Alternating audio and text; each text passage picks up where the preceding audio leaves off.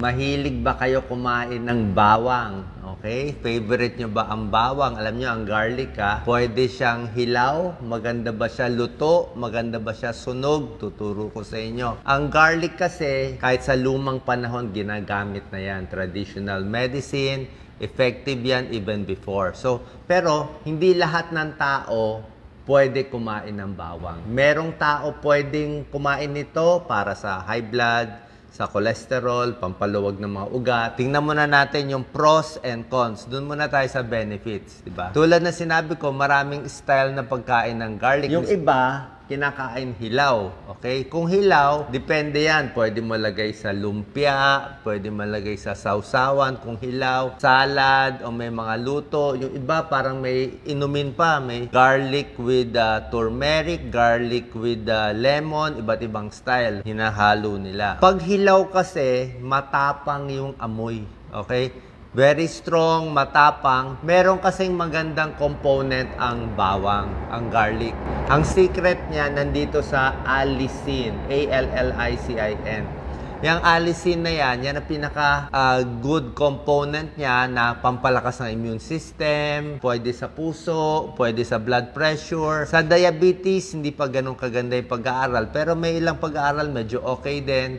Ang problema lang dito sa allicin na component ng garlic, pag sinunog mo, pag niluto mo, boiling, roasting, heating, ang nangyayari, nababawasan yung allicin.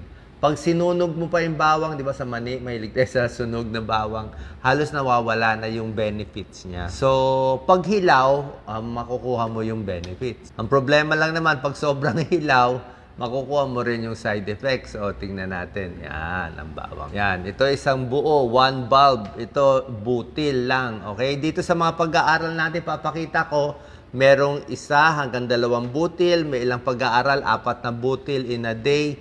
Titingnan natin. Sa high blood pressure, mainly binibigay. Sa high cholesterol, tsaka sa mga nagbabarang ugat sa katawan. How to prepare? Yan, maraming pagluluto.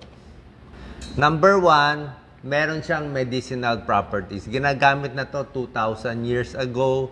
Talaga siya binibigay. Okay? Dahil nga dito sa good component ng allicin at meron ding mga sulfur compounds. Ang vitamins and minerals niya hindi ganun kataas. Konti lang. Kasi hindi ka naman makakain ng marami. So, konti lang yan. So, basically, ang benefit niya doon sa allicin na component niya. Number 2, pwede siya sa sipon. Okay? Trangkaso sa sipon. Nakita nila, pag kumain ng maraming garlic, mas hindi nagkakasipon. 63%. At kung meron ka ng trangkaso, meron ka ng sipon, pag kumain ka ng maraming garlic, imbis na yung sakit mo, let's say 5 days ka magkakasakit, magiging 3 days na lang or 4 days. Ibig sabihin, mas mabilis ang paggaling mo ng 1 or 2 days pag kumakain ka ng maraming garlic. Okay? Pangatlo, para sa high blood. Okay? May isang pag-aaral, binaglaban yung garlic sa atenolol. Atenolol, ano yan beta blocker yan Kapatid yan ng metoprolol Okay? So, nakita nila, parang may laban sa atenolol, yung pagkain ng garlic. Diba? Pwede rin siya, may benefit din siya. Pero, medyo mahinang gamot yung metoprolol hindi siya ganun kalakas. Pero yung pag-aaral lang dito, 4 na butil ng garlic. So, medyo marami yun, 4 na butil. Tingnan natin gaano kalakas pagbaba ng blood pressure.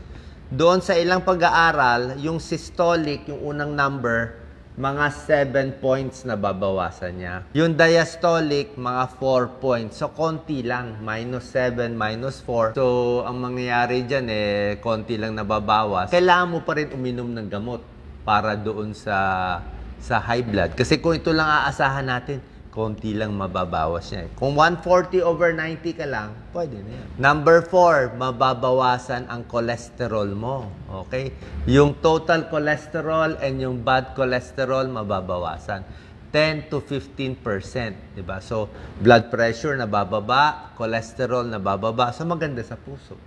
Diba? Yung mga may bara-bara ng ugat, barado ugat sa puso, barado ugat sa katawan, possibly effective din siya. Reduce heart disease, yung mga medyo nakakalabnaw din ng dugo. Nakakalabnaw ng dugo. Kaya nga, Ang possible side effect nga niya, bleeding. Pag nasobrahan naman sa labnaw, parang aspirin ang benefit niya. Number 6, may tulong din sa Alzheimer's disease. So, kasi nga, pag barado yung ugat natin sa utak, nagkaka-Alzheimer's, nagkaka-dementia, ganun nangyayari. O pag kumakain ng garlic, parang may tulong sa pagkaulyanin.